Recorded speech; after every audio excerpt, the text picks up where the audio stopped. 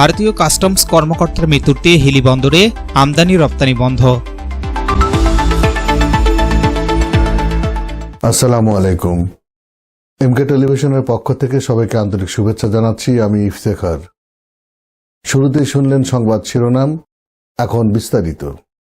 পবিত্র ঈদ উল ফিতর উপলক্ষে টানা 10 দিনের ছুটি শেষে আজ শনিবার সকালে হিলি স্থলবন্দরের আমদানি রপ্তানি কার্যক্রম পুনরায় চালু হওয়ার কথা থাকলেও তা বন্ধ রয়েছে। জানা গেছে, ভারতের হিলি কাস্টমের সুপারিনটেনডেন্ট মধুসূদন দত্ত ভোরে হৃদরোগে আক্রান্ত হয়ে আকস্মিকভাবে মারা যান। তার এই অকাল মৃত্যুর ঘটনায় শোকের ছায়া নেমে এসেছে দুই দেশের বন্দর সংশ্লিষ্টদের মাঝে।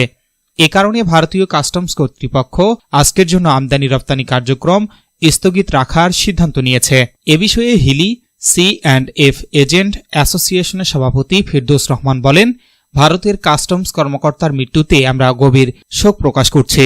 তবে পরিস্থিতি স্বাভাবিক থাকলে আগামীকাল থেকে যথারীতি আমদানি রপ্তানি কার্যক্রম পুনরায় চালু হবে। এদিকে আমদানি রপ্তানি বন্ধ থাকলেও হিলি স্থলবন্দরে পণ্য লোড আনলোড কার্যক্রম স্বাভাবিক রয়েছে বলে সংশ্লিষ্ট সূত্রে জানা গেছে। S Rahman, news desk, MK television. শেষ করছি এমকে টেলিভিশনের সংবাদ। এতক্ষণ আপনারা আমাদের সাথে থাকার জন্য অসংখ্য ধন্যবাদ।